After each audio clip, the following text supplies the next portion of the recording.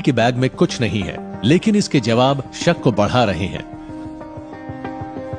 इनका एक्सरे करना चाहिए। इनकी कहानी बहुत गोलमोल है। उसकी कहानी बहुत ही अजीब है। मुझे समझ ही नहीं आ रहा वो सच कह रही है या कुछ झूठ। कह नहीं सकता, इसकी कहानी बहुत ही अजीब सी है। मुझे लगता है इनके पास कुछ न कुछ तो है। इनकी सारी बातें झूठी लग रही हैं।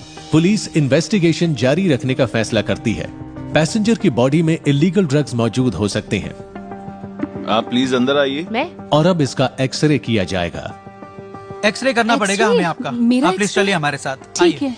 पूछताछ के दौरान तो ये लेडी फ्रेंडली बन रही थी, लेकिन जैसे ही उन्हें एक्सरे की बात बताई वो थोड़ी अपसेट हो गई। वो कहने लगी कि हम उनका टाइम बर्बाद कर रहे हैं और ये सब सिर्फ अपना मन बहलाने के लिए कर रहे हैं। वो ये नहीं समझ रही थी कि ये हमारी ड्यूटी है। नहीं, मेरी फ्लाइट छूट जाएगी और मेरे पास वक्त भी नहीं है टिकट खरीदने के लिए, और मुझे कम से कम 43,000 रूपए देने पड़ेंगे टिकट खरीदने ये के बस लिए। बहानेबाजी कर रही है, इसकी बातों में मत आना। मेरे 43,000 रूपए अब कौन चुकाएगा? बताइए बताइए, क्योंकि मेरी फ्लाइट तो अब छूट गई है। नहीं, ऐसा नहीं है। फ्लाइट नहीं छूटेगी। इस लेडी का गुस्सा बढ़ता जा रहा है और अब इसकी कहानी में और भी झोल आने लगा है।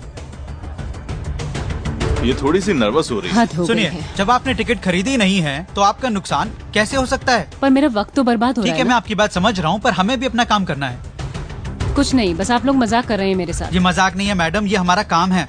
ऑफिसर्स को लगता है कि कई बॉयफ्रेंड्स वाली ये कहानी उन्हें भटकाने के लिए है। मामला ज्यादा ही संगीन है।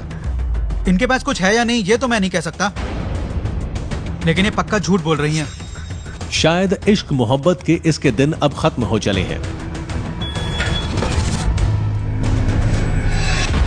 Madrid, Spain. Anti narcotics officers ने पनामा से आई एक पैसेंजर को रोका है। उसके पासपोर्ट में दर्ज कई छोटी छोटी ट्रिप्स की वजह से उस पर शक बढ़ा था ये कुछ ना कुछ छुपा रही हैं। और उसकी अजीबोगरीब कहानी से ऑफिसर्स का शक और बढ़ गया है। मेरे 3 बॉयफ्रेंड्स और एक